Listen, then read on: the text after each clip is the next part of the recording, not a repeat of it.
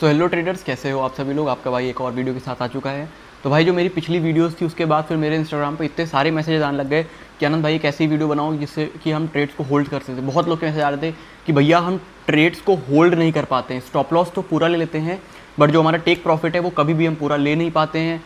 थोड़ा सा प्रॉफिट चलता है तो हमें डर लगने लग जाता है, हमें भरोसा नहीं होता कि पूरा मार्केट ऊपर तक जाएगी या नहीं, या फिर एक छोटे मोटे रेजिस्टेंस जोन से जब भी मार्केट रिवर्स करती है तो हमको लगता है कि मार्केट नीचे गिर जाएगी, फिर हम उसको कट कर देते हैं। तो यार ट्रेड्स को पूरा होल्ड करना ये एक माइंडसेट वाली बात है कि आपका माइंड कितना स्ट्रॉन्ग है, आप कितना पेशेंस हो अपने ट्रेडिंग जर्नी को लेके। बट सबसे इम्पॉर्टेंट जो चीज़ है जो कि मैंने अपनी जर्नी में नोटिस करी है और मैंने खुद के अंदर आइडेंटिफाई करी कि ट्रेड्स को होल्ड ना करने का सिर्फ एक रीज़न होता है, आप अपनी स्ट्रेटजी पर कॉन्फिडेंट नहीं हो। जब आपका अपनी स्ट्रेटजी पर कॉन्फिडेंस ही नहीं है तो फिर आप उस ट्रेड को कैसे होल्ड कर पाओगे। अब पूछोगे कि भाई कॉन्फिडेंस कैसे लाऊं, मेरे को तो लगता है कि अच्छी स्ट्रेटजी मेरे मेंटर ने दी है या फिर मैंने इस XYZ यूट्यूबर से सीखी है, मैं SMC करता हूँ, मैं ICT करता हूँ या फिर मैं प्राइस एक्शन करता हूँ। तो यार ट्रेड्स को होल्ड करना और कॉन्फिडेंट, देखो कॉन्फिडेंट आपके मेंटर ने गेन किया होगा ना कॉन्फिडेंस उस स्ट्रेटजी पर। क्या पता आपका मेंटर 1:5, 6, 7, 8, 9, 10 तक का रिस्क रिवॉर्ड ले लेता हो, आप 1:1 भी नहीं ले पा रहे हो। तो क्योंकि यार ट्रेडिंग ना पर्सनल जर्नी है, ट्रेडिंग किसी की चीज़ें आप सीख के खुद प्रॉफिटेबल नहीं हो पाओगे जब तक कि आप उस चीज़ पे खुद हार्डवर्क नहीं करोगे, खुद डेडिकेशन में नहीं आओगे, खुद मेहनत नहीं करोगे। तो ट्रेड्स को होल्ड करने का एकदम सिंपल रीज़न बताऊंगा। वीडियो को कोई लंबा और मैं घसीटने की कोशिश नहीं करता हूँ। आप लोगों को पता है मैं अपनी वीडियोस कितनी ज़्यादा रॉ बनाता हूँ, कोई एडिटिंग नहीं, कुछ नहीं, सीधा वीडियो अपलोड करी, मैन टू मैन वाली बात है। और मैं बस यही सोचता हूँ कि मैं कितना ज़्यादा अपनी वीडियोस से मैं आप लोगों को नॉलेज दे सकूँ। तो मैंने जैसे कि पिछली वीडियोस में भी मैंने देखा कि बहुत अच्छा रिस्पांस आया था मेरे पास, काफ़ी सारे लोग के मैसेज आ रहे थे, DMs आ रहे थे कि भैया आप ऐसी चीज़ें कंटिन्यू करो, नॉलेज प्रोवाइड करने की कोशिश करो। तो यार जितना नॉलेज मेरे पास है मैं उतना ट्राई करूँगा आप लोग को प्रोवाइड करने का। तो ये सारी चीज़ें थी। बाकी मैं बस इतना ही चाहूँगा कि इस वीडियो में अगर आप लोग का रिस्पॉन्स अच्छा रहता है तो मैं फिर आगे कंटिन्यू करूँगा इन सब चीज़ों से रिलेटेड सीरीज़ को, क्योंकि यार फिर क्या मतलब है इतना ज़्यादा डेडिकेशन का, रात रात भर बैठ के वीडियोस बनाने का और फिर ये सब करने का, है ना। मेरी ट्रेडिंग चल रही बढ़िया, मैं अपना काम करते रहूँ, बट मैं चाहता हूँ कि ठीक है अगर मैंने कंटेंट क्रिएशन की जर्नी में कदम रखा है तो फिर क्यों ना ऐसी जेन्युइन ऑडियंस गेन करूँ, क्यों फर्जी चीज़ें दिखा के फॉलोअर गेन करूँ। तो हाँ, हम ट्रैक से लग जा चुके हैं, वापस आते हैं। तो भाई अपनी ट्रेड्स को होल्ड करने के लिए आपको अपनी स्ट्रेटजी पर कॉन्फिडेंस बिल्ड करना होगा। उसके लिए आप एक पर्टिकुलर स्ट्रेटजी पकड़ो, कोई भी हो सकती है यार। देखो मैं नहीं कहता कि SMC से ख़राब है, प्राइस एक्शन ख़राब है या फिर ICT ख़राब है, कुछ नहीं, सब बढ़िया है भाई। जो मेहनत कर रहा है, जो कमा रहा है उसके लिए सब बढ़िया। मैं तो कहता हूँ कैसे भी कमा रहा है बंदा तो वो चीज़ बढ़िया है। एक स्ट्रेटजी पकड़ी, ये नहीं कि हर हफ्ते नई स्ट्रेटजी बनाने निकल गए। एक पर्टिकुलर स्ट्रेटजी पकड़ो, उस पर 6 महीने से 1 साल तक बैक टेस्ट करो, उसका डाटा फाइंड करो, फॉरवर्ड टेस्ट करके देखो, लाइव मार्केट में ट्रेड लेके देखो कि वो स्ट्रेटजी कौन से टाइम फ्रेम पर अच्छा वर्क कर रही है। 1 आवर, 4 आवर, 5 मिनट, 10 मिनट। आप वो स्ट्रेटजी आपकी स्विंग ट्रेडिंग के लिए है, स्कैल्पिंग के लिए है या फिर इंट्राडे के लिए, वो सारी चीज़ों को आइडेंटिफाई करो। देखो एक दिन में नहीं होगा, इसके लिए आपको वर्क हार्ड करना पड़ेगा, मेहनत करनी पड़ेगी जब आपके पास एक पर्टिकुलर डाटा होगा।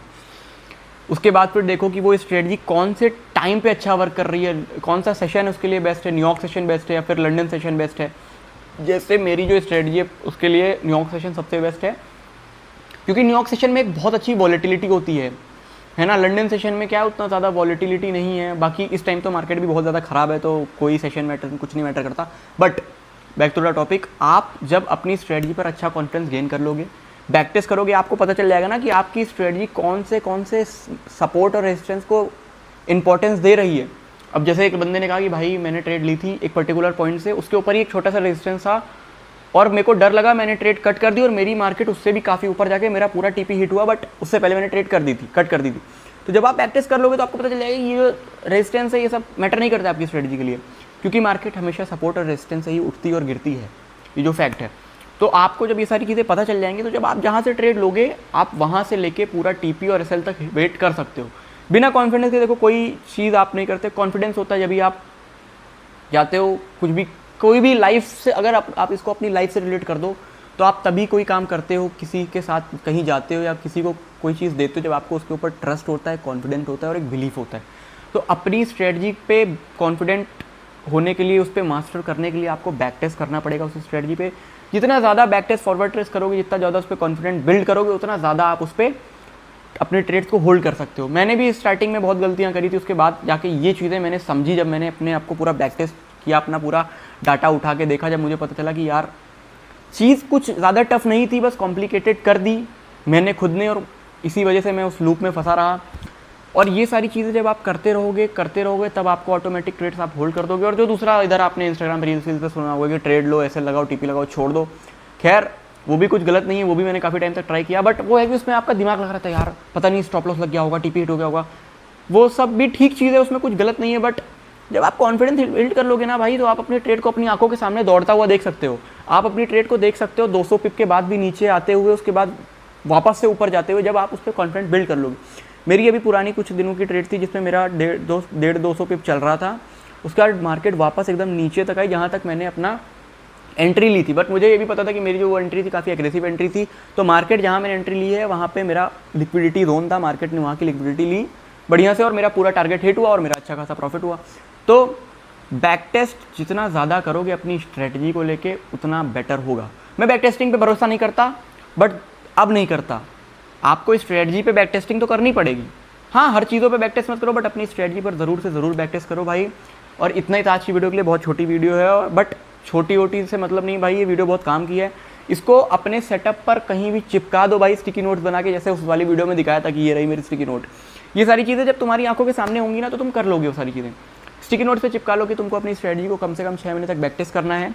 लॉट साइज़ को बहुत मैनेज करके रखना है, रिस्क रिवॉर्ड रेशियो अपना देख के चलना है, क्या कैसा निकल रहा है, ये सारी चीज़ें फाइंड करते रहो। डेली ट्रेड लो, डेली जर्नल करो, लिखते चलो क्या कैसा हुआ, अपना पूरा दिन एक डायरी बनाओ।